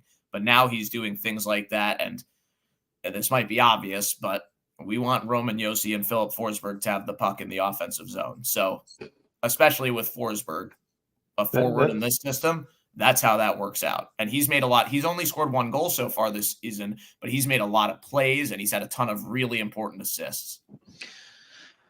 Well, it just feel, and this is going way back, but it felt like this team was kind of built for that under Peter Laviolette. It was built for this type of offense. John Hines played a little bit different style of hockey than maybe the team was built for. And so you bring in Brunette and it fits with, like you said, with some of these guys who have been around a while, like Fabro, Roman Josi, and Philip Forsberg. It fits their style of play, and that's shown to this point in the season. Yeah, no, it definitely has. I was not covering the team when Peter Laviolette was the coach, so I can't speak to the finer points of the system, although, I mean, I've seen every team he's coached in the NHL the last 20 years. So you know what it looks like. Yeah, you have an idea of what you're going to get. And Andrew Brunette said as much when the Preds played against Laviolette's new team, the Rangers, a couple of weeks ago. And I mean, I don't think there's a ton of secret about what's in Brunette's system too, to opposing teams. Just a matter of what works and what doesn't. Well, this team has certainly found its groove early. You know, despite being 500, I don't think many folks expected any type of really early success because of the newness of everything and taking some time to gel. So I feel like most fans are cautiously optimistic about what this season holds because, again, like you said, nothing really matters till we get to division play anyway. Yeah, and I think people, because of the change at the top in the two most important hockey positions, are, first of all, happy that the original coach, Barry Trotz, is back as the second ever GM, and happy that the player who scored the first goal for the Preds ever, Andrew Brunette, is back as the fourth ever head coach. So first of all, I think those guys, people are happy that those guys are back, first and foremost, but people are also willing to be patient because they're understanding of the situation that they're in. But I think the fact that Ryan O'Reilly and Gus Nyquist are here, two high-scoring forwards with proven pedigree, and tonight is Ryan O'Reilly's 1,000th NHL regular season game, which is cool that we get to have that so early in his Preds tenure. The fact that those guys are here and that they chose to sign multi-year free agent deals with the Preds shows like they're trying to win. It's not a bottom-out situation like 5 or so teams in the NHL are in right now. So, and it's not even close to that. So they're in a good spot. I think fans have a really good understanding of what the team is accomplishing right now. And I think they've been unbelievably supportive. And I think Andrew and Barry have both made that clear too. Barry Trotz hadn't been here in 10 years. He'd coached 2 other teams since then, captain the Islanders. And Andrew Brunette was only here for the first season. So that was 25 years ago. He's 50 years old. And he said multiple times, like, coming back, he turned 50 in August, right before the season. He was reflective on how that first Preds goal was at the current halfway point of his life because every single piece of gear they're being issued has the 25th anniversary logo on it. So it's nostalgic in a lot of ways, but they're both appreciative of how great the fans are, even compared to the last time they were here, and how awesome it is to be here right now. Max HERZ with the Nashville Predators joining us here on Main Street Sports today. Again, a lot of newness around this team. What are the expectations given that, again, you're getting used to a new coach, you're getting used to a new system, that kind of thing? Predators fans have been used to seeing this team be successful regardless of who's on the bench, who's on the ice. Is that the expectation again this time around? What do you feel like people are looking for out of this team this time around? I think the team's goal, players and coaches, from what we've heard in interviews, is just to continue to get better. And obviously a lot of that is about learning the new strategy. And a lot of that still is a work in progress, like I said. So I think the goal is to continue to get better. And then the way that goes, be competitive for the playoffs at the end of the season. And how amazing would it be if they made the playoffs this year after missing last year for the first time since 2014? So I think that's kind of the big picture goal, but just get better is the way they get there. The team has clearly articulated that. Well, one thing they've gotten better at? Power plays. And you know how they did that? Ryan O'Reilly. What did Philip Forsberg say the other night? It's pretty simple. We just get it to O'Reilly and let it go. He's the factor. That's how it works.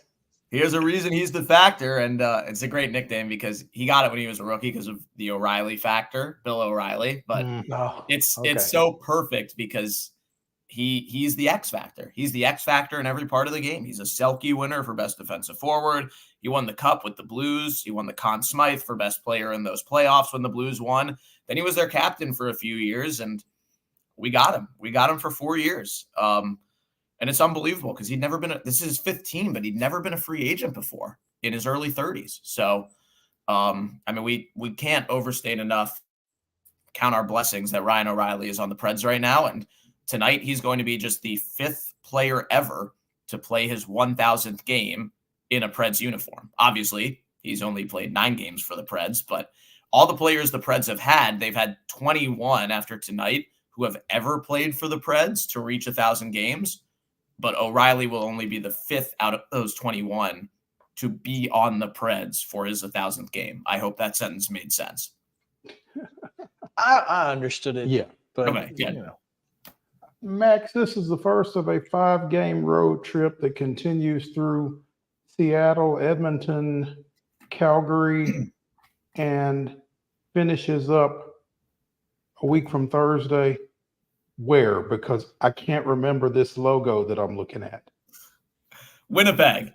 There we go. All right. Max, how do you pack for 10 days? Warmly with where we're going. Yeah. No. Here's the good thing: he can wear the same T-shirt 3 times because he's going to put the same jacket over it. Nobody's going to know. This is good news. There we go. Well, this is my and you're on radio, right? You're not on, so you're doing the radio. Yeah, but we still wear suits like the TV guys do. Come on, we don't skimp them on the radio. All right then. You bring 1 suit and 7 ties.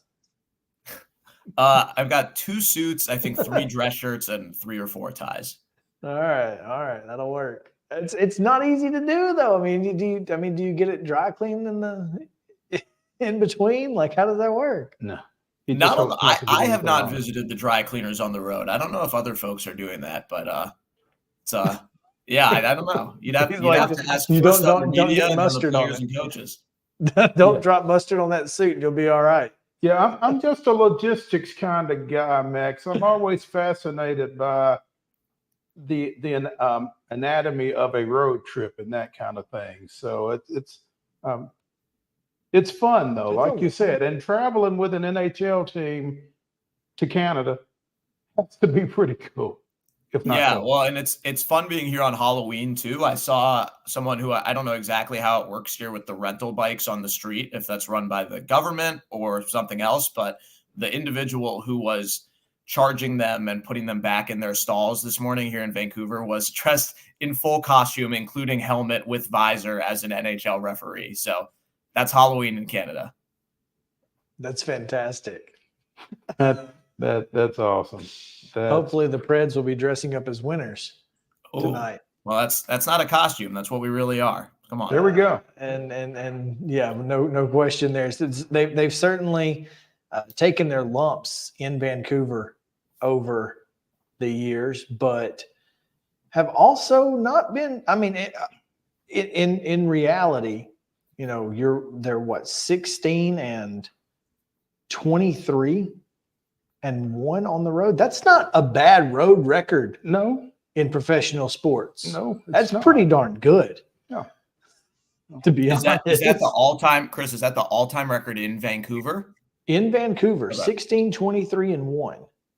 Yeah, and there were some really good Canucks teams during the middle years of the Preds here with the Sedins. Yeah. So you'll take that. Yeah.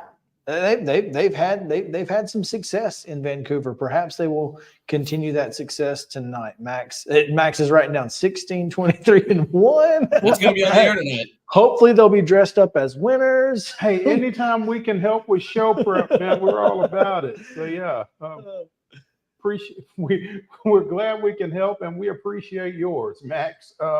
Good luck tonight, and stay warm. Thank you. Yeah, I will hopefully see you guys in Chattanooga. My stay there will probably only be 1 game. That's all right. But hopefully you guys will be there the whole time. I know that. So I'll see you there. We hope that is so. the plan. We hope so. We'll see how that goes.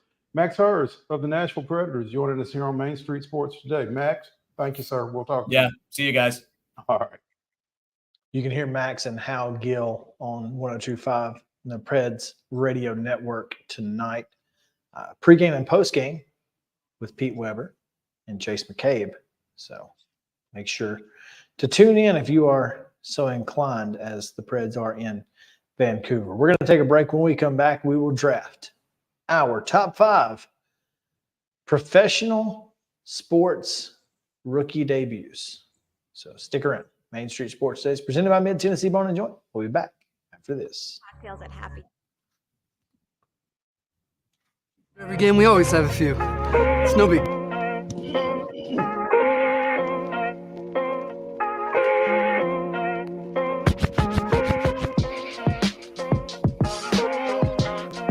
Mid-Tennessee Bone & Joint treats your orthopedic injuries and existing conditions. Our trained physicians will get you back in the game faster. Contact us at 931-381-2663 or www.mtbj.net.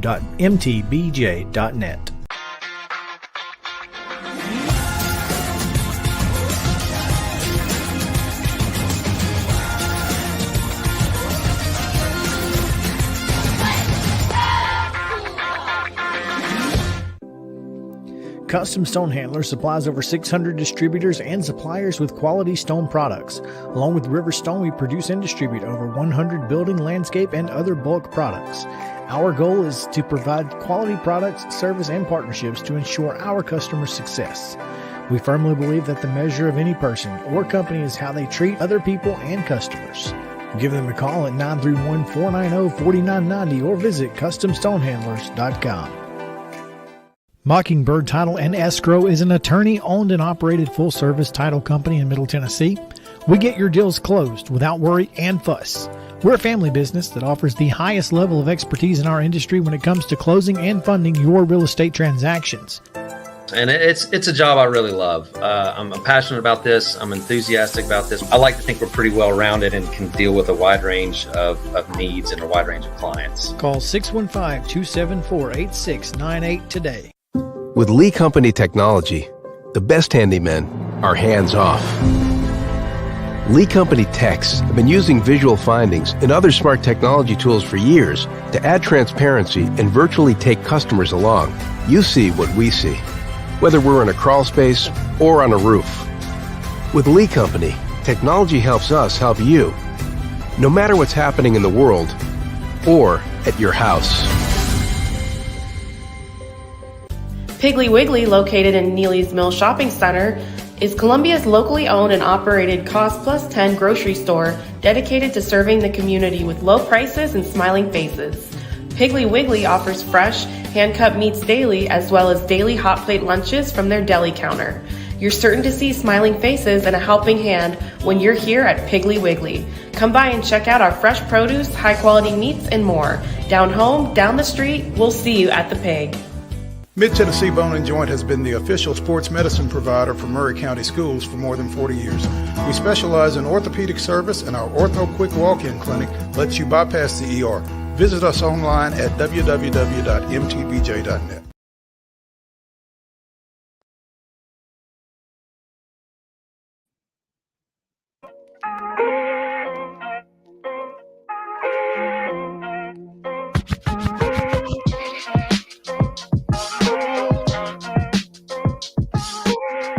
Welcome back in Main Street Sports Today, presented by Mid-Tennessee Bone and Joint. Chris Yao and Maurice Patton, as well as Justin Kulik on the controls, with bringing you the great music here on this Halloween edition.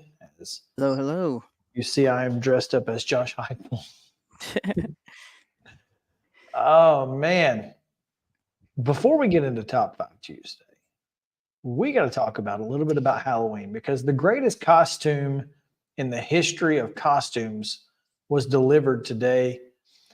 And yet, the young man allegedly finished third in his school's costume contest. And I've just got to know how this is possible. Justin, do you have the photos from your it up right now? Your ex-DM? Can someone explain to me how the kid with no legs is not first?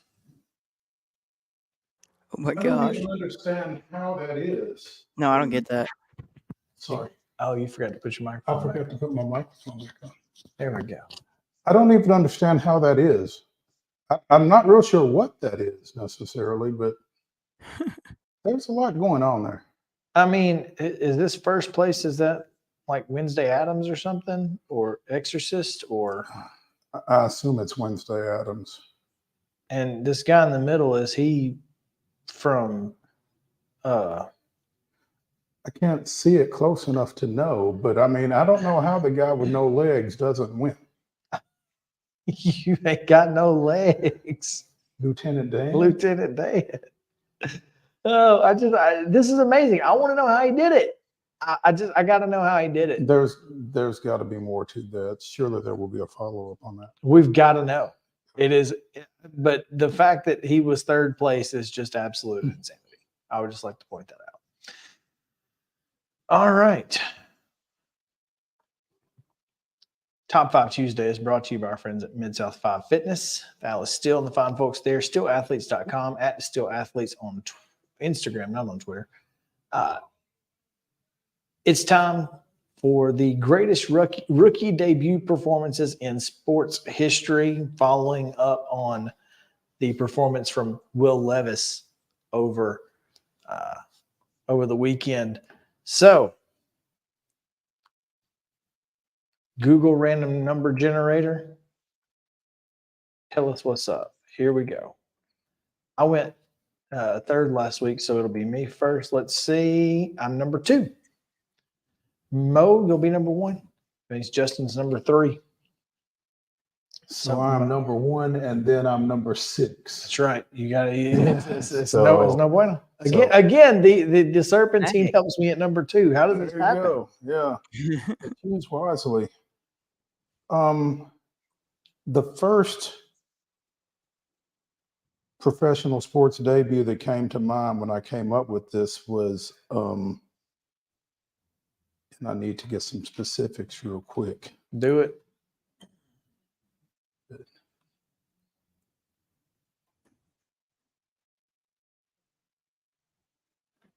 Uh, 2010 opening day, Turner Field, Jason Hayward, first at bat, yard against Carlos Zambrano. Finished up 2 for 5 with that 3-run homer and 4 ribs for the Braves. That's my number 1. My number 1 is going to be Wilt Chamberlain. 43 points, 28 boards in his NBA debut for the Philadelphia Warriors. That's unfortunate because I had that on my list. Unfortunate for you, not for me. Yes. Justin, your first pick. I'm going to go with, let's go with RG3. 19 of 26, 320 yards, 2 tutties, and no interceptions. Sorry, you don't like tutties. Tugs. No, I don't like tutties. I don't like tutties at all. That's okay. All right. It's your pick again. Your pick again. All right, I'm going to go Will Levis from the Tennessee Titans. 4 touchdowns, 239 yards, was it? 38. 38 yards, no interceptions, 4 TDs. Nice. Nicely done. Your turn. All right, mine is going to be, let's go with AI. Dropped 30 and dished out 6 assists against the Bucks. You're killing me. In his 1996 debut with no dreads, no cornrows, no nothing. But he practiced. He did practice back then. My number 2 is former Houston Astros legend, James Rodney Richard. On September 5th, 1971, this rookie allowed 7 hits over 9 innings, gave up 3 runs, 2 of them earned, walked 3, struck out 15. You sure it was 15? 15. I'm looking at 17. I don't know. I don't know. Now we got to find out. Yeah. Hold on. Because this says 17, so now I got to know. This says 15 here on the Society of American Baseball Research. I guess my spot might have been a little wrong. 15 against San Francisco, 2 of which were against Bobby Bonds, 3 of which were against Willie Mays. Wow. So he struck out Willie Mays 3 times. 3 times. Of course, it was 1971, but still. All right. I'm going to go. Wait a minute. That's my turn. Was that not your second one? I'm Yeah, sorry. that was my so 1, 6, 7, right? Yeah, I'm sorry. I thought that was your second in a row. No, that was my first. Okay, go ahead. My second, Marshall Faulk, rushed for 143 yards and 3 touchdowns on 23 carries in his NFL debut with the Colts. Marshall Faulk is a heck of a good one right there. I'll go with Anquan Bolden, who had 10 catches for 217 yards and 2 touchdowns in a loss to the Lions. Jeez, that's brutal. That is brutal. JK? I'm going to go Trevor Story. he homered in his first 2 career at bats on opening day. It's true. He did. Facing Zach Greinke. So, and then for my next one, I will go solid. Marcus Mariota. Mhm. 10 for 13, 175 yards for 4 touchdowns. Finished the game with, that was in the first half. Finished the game with 13 for 16 for 209. Had more touchdowns than incompletions. There you go. That's And then he a good day. led us to the promised land. Sorry. Which is, again, why you have to be careful getting excited about one performance. Mhm. That's Oh, yeah, all dude. I'm saying. I'm not getting too hype. I'm just getting a tattoo of Will's face on me. You're just hype, but not too hype, right? Exactly. Yeah. I'm tapering my expectations. We're just going to go to the Super Bowl. You know, the last time we changed quarterbacks after starting 2-4, we did go to the AFC Championship game. That's all I'm saying. There you go. That's all I'm saying. We do things weird. I am the farthest thing from a LeBron James apologist. But 25, 9 assists, 6 boards, and 4 steals in your debut as a 18-year-old in the fresh league. out of high school. Your last game was in high school before The that. high school thing freaks me out. I don't know how people go straight from high school into professional sports. That blows my mind. Imagine a guy who can put 25 points on the board, 9 assists, 6 rebounds, and 4 steals, and you had to play against him in high school. Yeah, seriously. It's unfathomable. Yeah, it really is unfathomable. So you got this. the last 2. I got the last 2. Okay. But we're going to go to the ice for both of them. Toronto Maple Leafs rookie Austin Matthews became the first rookie not to score a hat trick, but to score 4 goals in his NHL debut against Ottawa in October of 16. That was a good one. And finally, Wayne Gretzky's first shot resulted in his first goal in the NHL. And it was all downhill from there. No. Yeah. Take away his goals, and he still has the most points in NHL history. Isn't that something? Yeah, he didn't do much after that. No, he was a well slacker. Let's go back to when my dad was just about 2.5 months old. 1959. Willie McCovey, 4 for 4 with 2 triples and 2 RBIs against future Hall of Famer Robin Roberts. 2 triples. There you go. How many triples did Willie McCovey have for his career, I wonder? 2? It might have been. Anyway, Justin, round us out. Let's see. My bad. I thought that was the last one. Let's go Troy Grossenek with the San Jose Sharks. He set a NHL record for saves in his first ever NHL game with 45 shots to the Hurricanes in a shutout win 2-0. Yeah, that was a thing. And then UC just beat it not too long ago, I think. So did he? In this Oh, that's debut. great. Yeah. Dude's got to be like, is it going to be like this? Like, if this is what I got to look forward to, I'm Forget it. I'm not. Hey, I know I'm new here, but Oh man, well, that's Top 5 Tuesday, brought to you by stillathletes.com, at stillathletes, Mid-South 5 Fitness. Come back tomorrow. It is NASCAR Wednesday, going to be a good time. We'll talk about the championship race, which is coming up on Sunday with Heather Williams, but all that and more on Main Street Sports Today. See you then.